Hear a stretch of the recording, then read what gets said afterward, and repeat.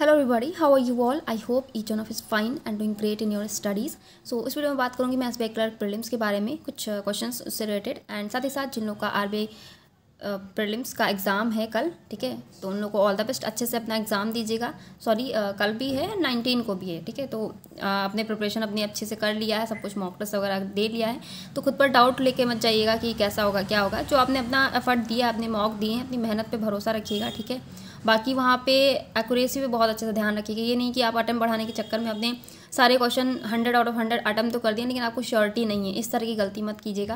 क्योंकि एक्यूरेसी के आपके मार्क्स एज अ बोनस आपको मिलते हैं, तो लोगों के अटेम्प्ट्स आपको ये नहीं कंपेयर करना कि हाँ लोगों ने इतने अटैम्प्ट किए हैं तो हमें भी अपने अटैम्प्ट्स क्रॉस करने हैं, ठीक है। वो सब चीज़ें आपको नहीं, आपको अपनी एक्यूरेसी पे बिलीव होना चाहिए कि हाँ मेरी एक्यूरेसी बहुत अच्छी है, तो इस हिसाब से अटैम्प्ट कीजिएगा, ठीक है। क्योंकि हमें पता है कि आरबीआई असिस्टेंट का लेवल क्या होता है, उसकी कट ऑफ क्या रहती है, सारी चीज़ें हमें अंडरस्टूड हैं, तो उसके बारे में तो मैं नहीं बताऊंगी। बाकी आप सभी लोग जानते ही हैं कैसे क्या आपको करना है, उसके हम बताना नहीं है, तो अच्छे से कीजिएगा। ज़्यादा पैनिक करने की ज़रूरत नहीं है और किसी क्वेश्चन पे स्टक रहने की ज़रूरत नहीं है। कोई क्वेश्चन नहीं आ रहा है, चाहे जितना भी सिंपल हो, आप उसको वहीं पे स्किप करके आगे बढ़ते जाइएगा। हो सकता हो सेकेंड अटेम्प्ट में आपका बन जाए वो क्वेश्चन, जब आप दोबारा से चेक कर रहे होंगे अपने क्वेश्चंस को।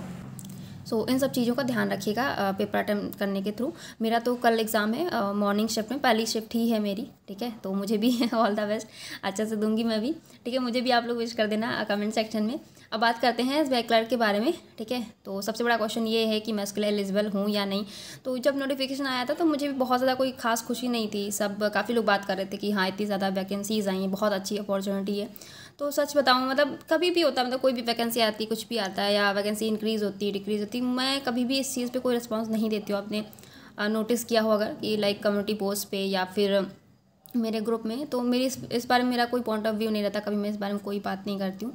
तो हाँ, जो लोग अभी तक वेट कर रहे थे, एंड जो लोग बिगिनर्स हैं, जो लोग इतने टाइम से प्रिपरेशन कर रहे होंगे, इस चीज़ का वेट कर रहे होंगे, तो उनके लिए बहुत अच्छी अपॉर्चुनिटी है, ठीक है। तो आप अच्छे से मेहनत कीजिए, 2 महीने का ही टाइम है एक तरीके से, सारी चीज़ें आपने देख लिया कब आपका प्रीलिम्स है, मेंस है, तो अच्छे से मेहनत कीजिए। और रही बात एलिजिबिलिटी क्राइटेरिया की, तो आप देख लें जैसे कि उसमें जहाँ पे एज फैक्टर लिखा हुआ है, जिन लोगों को नहीं पता मैं उन्हें बता रही हूँ, तो जो डेट वहाँ पे दी हुई है अप्रैल से लेके, जो भी आप देख लेना आप एलिजिबल हो उस चीज़ के लिए या नहीं हो।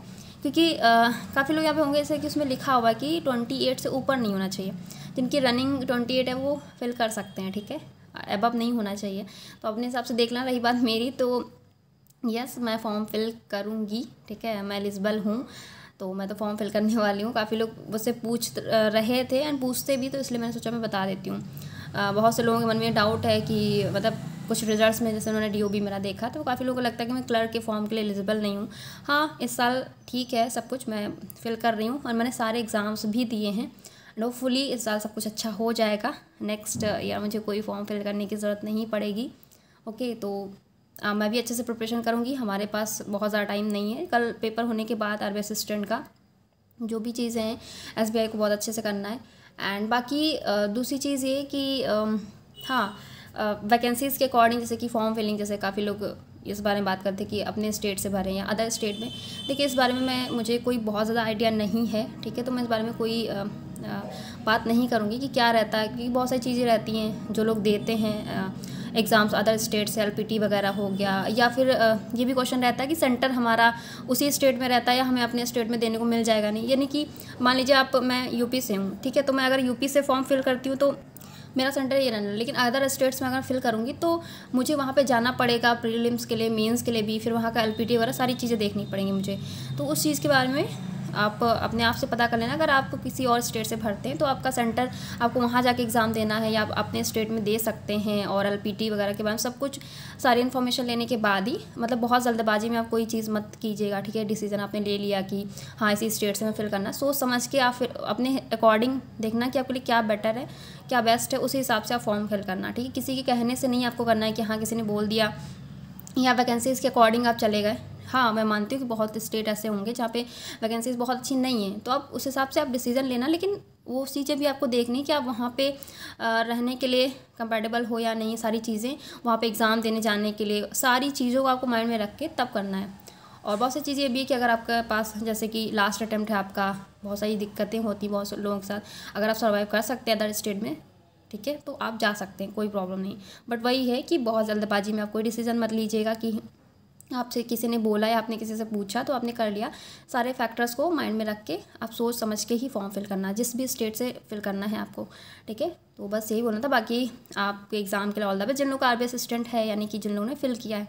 बाकी जिनका नहीं है, आप लोग एसबीआई क्लर्क प्रीलिम्स का बहुत अच्छे से प्रिपरेशन कीजिए, ठीक है। 2-3 महीने जो भी हैं, और प्रीलिम्स मेंस में बहुत ज़्यादा टाइम भी नहीं है, जैसा कि आप देख सकते हैं जनवरी और फरवरी है हमारे पास, तो दोनों को साथ में लेके चलना है आपको। अच्छे से प्रिपरेशन कीजिए। और जिन लोगों को स्मार्ट कीड़ा का कोई भी लेना चाहे, आपको टेस्ट सीरीज़ लेनी हो या सीए मॉक ड्रिल का है, टॉपिक टेस्ट इसके अच्छे हैं, लाइक आपके एसबीआई के 3 सेक्शन है आपका, या जनरल अवेयरनेस के लिए आपको प्रिपरेशन अभी से साथ में लेके आपको चलना है, ठीक। ये नहीं छोड़ना है कि आप अभी से प्रीलिम्स पढ़ रहे हैं, आपको मेंस बाद में करना है, साथ में लेके चलिए, ठीक है। क्योंकि हर सेक्शन का अपना एक रोल होता है, तो आपको सारे सेक्शन को साथ में लेके चलना है।